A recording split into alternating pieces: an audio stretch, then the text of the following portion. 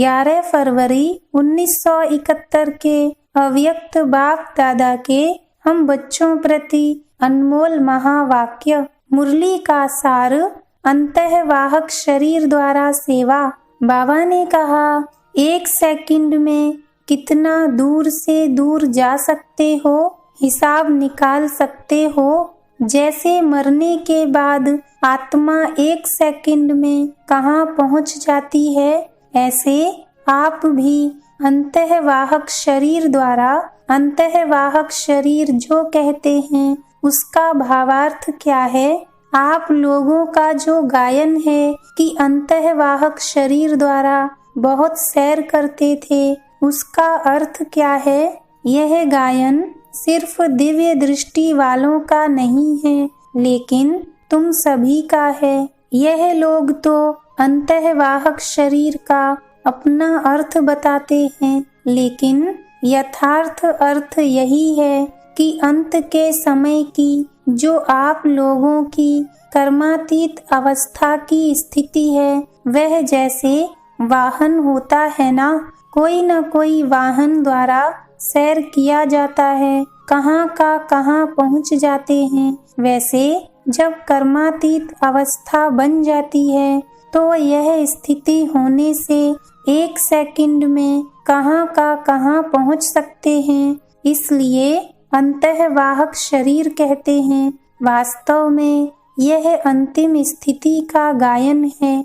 उस समय आप इस स्थूल स्वरूप के भान से परे रहते हो, इसलिए इनको सूक्ष्म शरीर भी कह दिया है।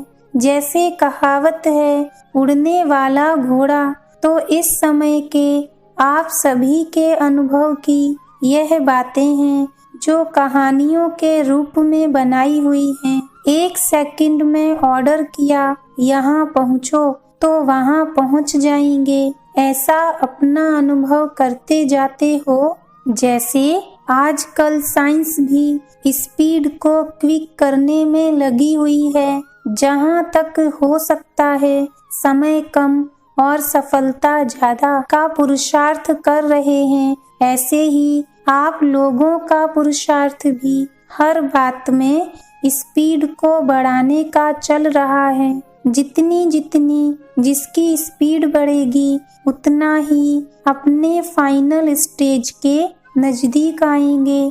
स्पीड से स्टेज तक पहुँचेंगे। अपनी स्पीड से स्टेज को परख सकते हो। बाबा ने कहा, अभी सभी महान पर्व शिवरात्रि मनाने का प्लान बना रहे हो, फिर नवीनता क्या सोची है? बच्चों ने कहा, झंडा लहराएंगे। तो बाबा ने कहा, अपने अपने सेवा केंद्रों पर झंडा भले लहराओ, लेकिन हर एक आत्मा के दिल पर बाप की प्रत्यक्षता का झंडा लहराओ।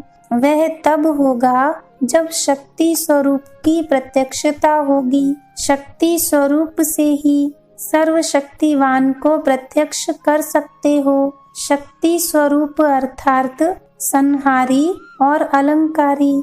जिस समय स्टेज पर आते हो, उस समय पहले अपनी स्थिति की स्टेज अच्छी तरह से ठीक बनाकर फिर उस स्टेज पर आओ, जिससे लोगों को आपकी आंतरिक स्टेज का साक्षात्कार हो। जैसे और तैयारियां करते हो, वैसे यह भी अपनी तैयारी देखो कि अलंकारी बनकर स्टेज पर आ रही हूँ। लाइट हाउस, माइट हाउस दोनों ही स्वरूप इमर्ज रूप में हों।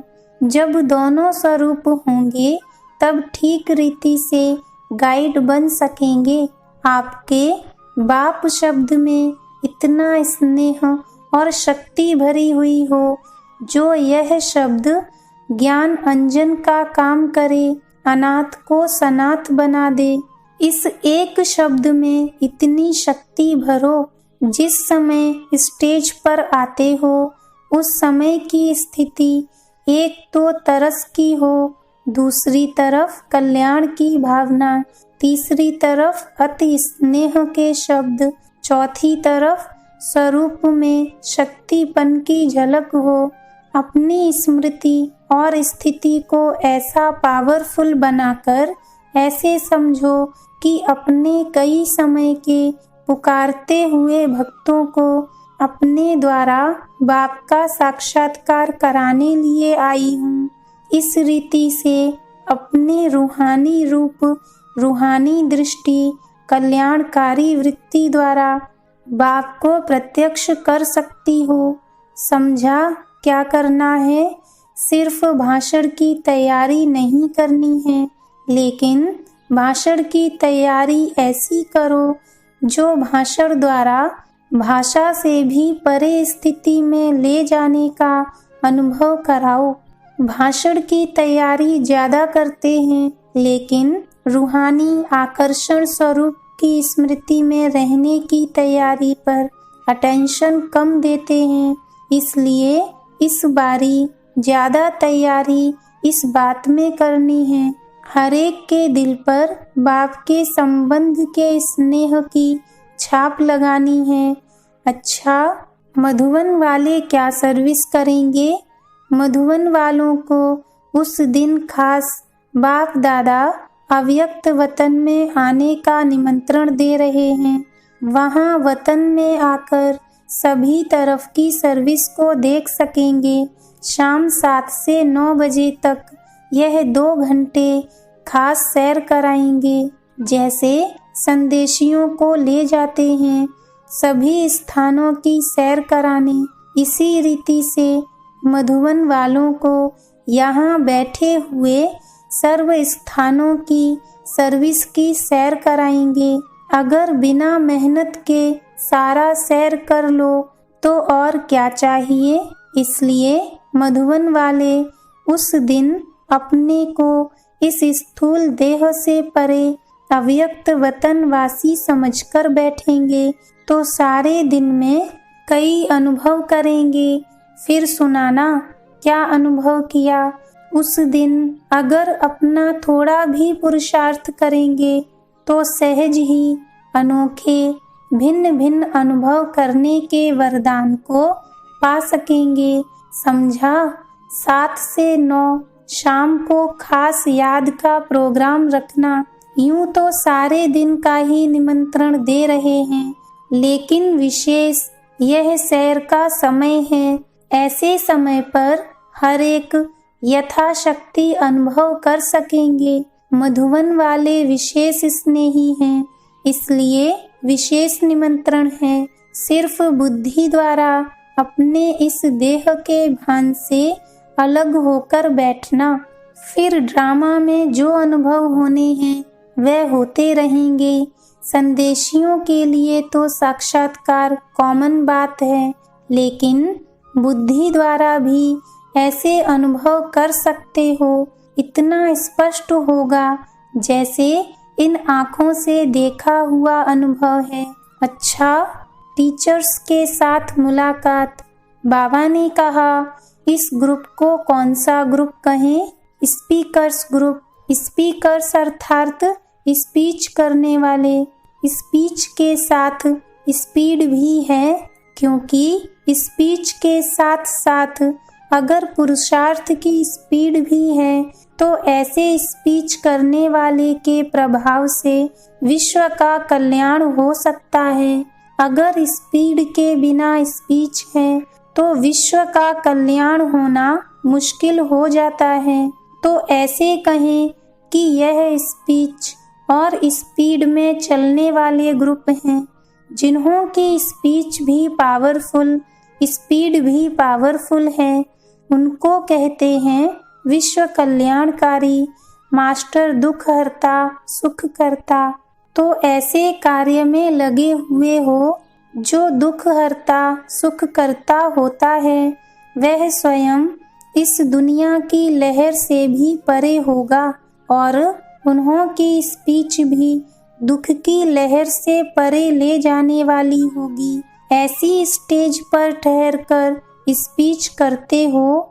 स्पीच तो स्टेज पर ठहरकर की जाती है, तो आप किस स्टेज पर ठहर स्पीच करते हो? जो बाहर की बनी हुई स्टेज होती है उस पर।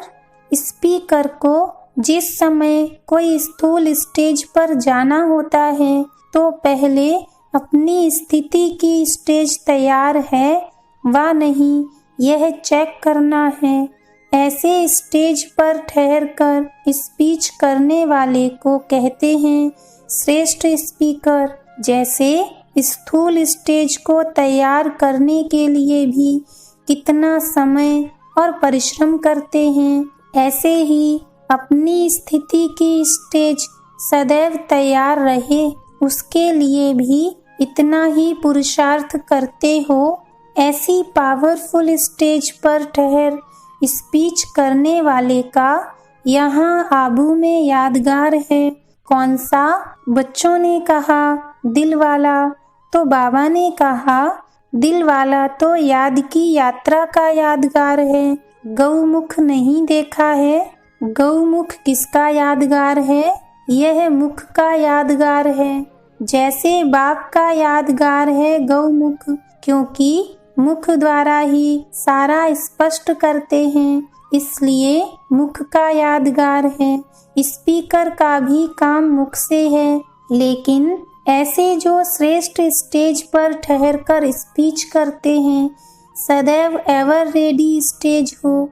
ऐसे नहीं कि समय पर तैयार करनी पड़े।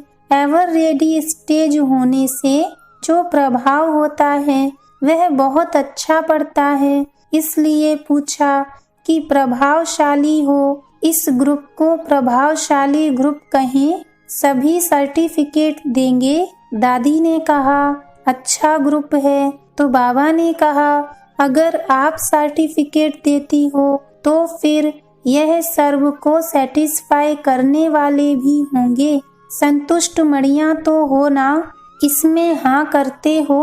अगर खुद संतुष्ट मणियाँ हैं तो औरों को भी संतुष्ट करेंगे। टीचर्स का भी पेपर होता है। कैसे? किसी ने कहा टीचर का पेपर सूक्ष्म वतन से आता है, तो बाबा ने कहा टीचर का पेपर कदम कदम पर होता है। जो भी कदम उठाते हो वह ऐसा ही समझकर उठाना चाहिए कि पेपर हॉल में बैठकर कदम उठाती हूँ, क्योंकि स्पीकर्स अर्थात स्टेज पर बैठे हैं, तो जो सामने स्टेज पर होता है उसके ऊपर सभी की नज़र होती है। आप लोग भी ऊंची स्टेज पर बैठे हो, अनेक आत्माओं की निगाह आप लोगों के कदम पर है, तो आपको कदम कदम पर ऐसा अटेंशन से कदम उठाना है।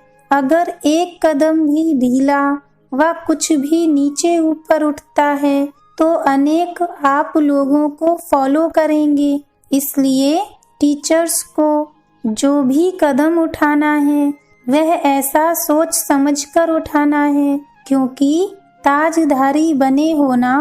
ताज कौन सा मिला है? जिम्मेवारी का ताज। जितनी बड़ी जिम्मेवारी उतना बड़ा ताज। तो जो बड़ी जिम्मेवारी मिली हुई है तो अपने को ऐसे निमित्त बने हुए समझ कर के फिर कदम उठाओ, अभी अलबेलापन नहीं। ताज व तख्तधारी बनने के बाद अलबेलापन समाप्त हो जाता है। अलबेलापन अर्थात पुरुषार्थ में अलबेलापन। इस ग्रुप को सदैव यह समझना चाहिए कि जो भी कदम व कर्म होता है वह हर कर्म विश्व के लिए एक एग्जाम्पल बनकर के रहें, क्योंकि आप लोगों के इन कर्मों का कहानियों के रूप में यादगार बनेगा। आप लोगों के यह चरित्र गायन योग्य बनेंगे। इतनी जिम्मेवारी समझ कर के चलते हो, यह इस जिम्मेवार ग्रुप की विशेषताएं हैं। जो जितना जिम्मेवार उतना ही हल्का भी रहेगा। अच्छा, ओम शांति।